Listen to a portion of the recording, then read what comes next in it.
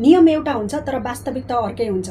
यदि तपाईँ युएई अर्थात् दुबईमा आएर काम गर्न चाहनुहुन्छ भने मजाले बुझ्नुस् कुन कम्पनीमा काम गर्दै हुनुहुन्छ।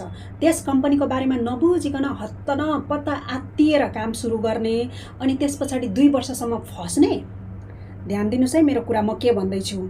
तपाईँ 2 वर्षसम्म कसरी फस्नुहुन्छ भने तपाईलाई इन्भेस्ट गरेको हुन्छ कम्पनीले, तपाईलाई भिजा दिएको हुन्छ, भिजा दिँदा नि उसको पैसा लाग्छ अनि पैसा लगाइसके पछाडि तपाईलाई 2 महिनामा, 6 महिनामा, वर्षै दिनमा अर्थात् राखिदिउँ 2 वर्षसम्म पनि कति कम्पनीले त जानै दिँदैन के। उनीहरूले तपाईलाई दास बनाएर राख्न चाहन्छ। हुन त नियम अनुसार तपाईलाई 6 महिना पछाडि जान दिने हो, तर त्यस्तो हुँदैन। पैसा माग्छ यदि तपाईँ जान चाहनुभयो भने पनि।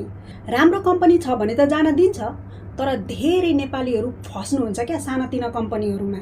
अनि त्यस कम्पनीले चाहिँ तपाईलाई एकदम जकडेर नै राखेको हुन्छ। कतिले भन्नुहुन्छ म त सप्लाई कम्पनीमा फसेँ भनेर। चाहे सप्लाईमा जानुस् या फेरि अर्कै कम्पनीमा जानुस्, ती कम्पनीहरूले तपाईलाई गरेको इन्भेस्टमेन्ट उठाएरै छोड्छन्। अनि तपाईले के गर्ने त अब त्यस्तो अवस्थामा?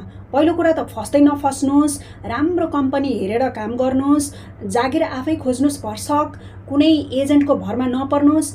आफैले जागिर खोज्नको लागि चाहिँ तपाईँ आफैले सिभी झोलामा बोकेर मार्केटमा जानुस्, रेस्टुरेन्टमा जानुस्, पसलमा जानुस्, कुनै कम्पनीहरूतिर जानुस् अनि कुरा गर्नुस्। सिधै त्यहाँको एचआरसँग कुरा गर्नुस् अर्थात् म्यानेजरसँग कुरा गर्नुस्। त्यहाँ रिसेप्सनमा बसेको मान्छेसँग कुरा गरेर हुँदैन। अङ्ग्रेजी आउँछ भने अनलाइनबाट खोज्नुस्, खोज्न आउँदैन भने यो भिडियो हेर्नुस् र सिक्नुस्। अनि एक पटक 2 पटक त्यो अप्लाई गरेर हुँदैन नि, पटक पटक गर्नुपर्छ। दिनमा 10 पटक, 15 पटक, अनि बल्ल बल्ल मात्र तपाईलाई आउँछ, कल आउँछ अनि इन्टरभ्यूको लागि जान सक्नुहुन्छ। र जसले पैसा माग्छ त्यो मान्छेसँग बिल्कुल काम नगर्नुस्, त्यो दले हो भनेर बुझ्नुस्। जो फसिसक्नु भएको छ उहाँहरूको लागि पनि अप्सन छ। या त तपाईले त्यहाँ पैसा माग्छ नि कम्पनीले, पैसा तिरेर फ्री हुनुस्, या त तपाईले कम्प्लेन गर्नुस्। नजिकैको पुलिस स्टेसनमा गएर कम्प्लेन गर्न सक्नुहुन्छ। अनि कम्प्लेन गरिसके पछाडि कारबाही अगाडि बढ्छ। र अर्को अप्सन भनेको चाहिँ तपाईले नयाँ पासपोर्ट बनाउनुस्। पक्कै पनि तपाईसँग पासपोर्ट छैन होला, नयाँ पासपोर्ट बनाउनुस् अनि त्यस पछाडि नेपाल फर्किनुस्। सुटुक्क टिकट काटेर फर्किँदा हुन्छ। तपाईलाई कम्पनीले थाहा पनि पाउँदैन भागेर जाँदाखेरि। अन्त्यमा मेरो सुझाव पनि सुन्नुस् है। तपाईँ नेपालबाट यहाँ किन आउनुभयो?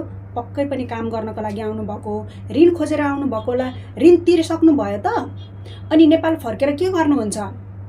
यही कम्पनीमा काम गर्दै गर्नुभयो भने तपाईलाई अलिकति भए पनि पैसा बचाउन सक्नुहुन्छ।